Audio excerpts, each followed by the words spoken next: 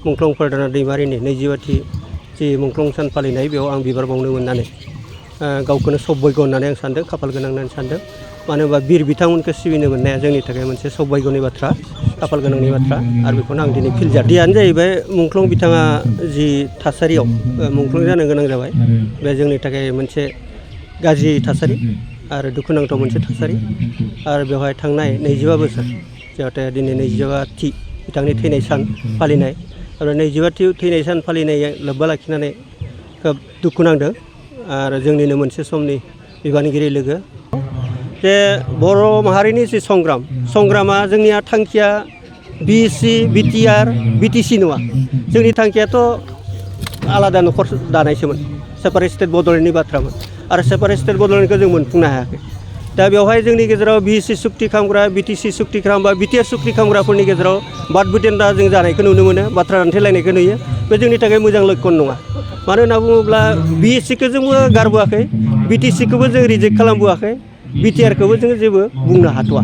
दा बेनिखायनो BSc BTC आरो बिटिआर जि पार्थक्य जे थोंजोङै बुंनो थाङोबा दिनै हमना ला इउपिपिएलनि दैदेनगिरि बिथां प्रमद बर'खौ हारसिं टारगेट खालामबाय थानाय नुनो मोनो।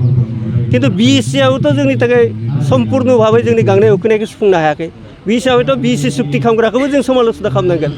नैथिया जाहैबाय बिटिसि सुक्ति खालामग्रा हाग्रामा महिलारि बिथांमोन दङ, बिपिएफ सरकार 17 बोसोर दाबाय। दा बिथांमोना डाइरेक्ट थोंजोङै जेनेबा बिटिआर सुक्ति खालामग्रा बिथांमोनखौल' जोङो सोंखारिनाय नुयो। खिन्थु बिटिआर सुक्तियाबोथ' बर' माहारिनि गांनाय उखैनायखौ 100% फुलफिल खालामनो हायाखै। दा बिनि थाखायनो बिटिआर सुक्तियाबो हयथ' जोंनि थाखाय 100% जोंखौ फुलफिल खालामाबो जानो हागौ।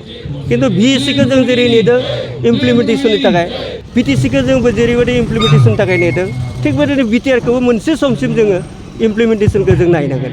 दा बिनि थाखाय बिएससि बिटिसि आरो बिटिआरनि सुक्ति खालामग्राफोरखौ जुदि प्रमद बर'खौबो जुदि हारसिं एटेक खालामबाय थानांगौ जायोबा जों हाग्रामा महिलारिखौबो खालामनांगोन, बिएससि सुक्ति खालामग्रा सानसुमा खुंगुर बैसोमुतिरिखौबो जोङो समाल'सना खालामनांगोन, नङा होमबा?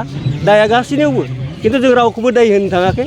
जोंनि थांखिया जिहेथु जाफुङाखै, जाफुङायाव गेजेर ससेयावनो जुदि लिडारफोरनि गेजेराव बिदि गावजों गाव सोंखारिनाय जायोबा जों आद्रा थानाय जोंनि जि थांखिसो जों मोहैनांगौआ दिगदार जागोन। बेनिखायनो सोंखारिनांगौ जायोब्ला सोरबा सासेल' नङा, सोंखारिनांगौ जायोबा जों गासैखौबो सुक्तिनि चिफ सेक्रेटारि बिटिआर सुक्तिनिया प्रमद बर'खौ जेरैबायदि बेखौ टारगेट खालामनानै जेरैबायदि बाथ्रा बुङो, हयथ' जोङो बिटिसि सुक्तिनि चिफ सेक्रेटारि हाग्रामा महिलारिखौबो जों सोंखारिनांगोन आरो बिएससि सुक्तिनि चिफ सेक्रेटारि सानसुमा खुंगुर बैसोमुतिरिखौ जोङो सोंखारिनांगोन।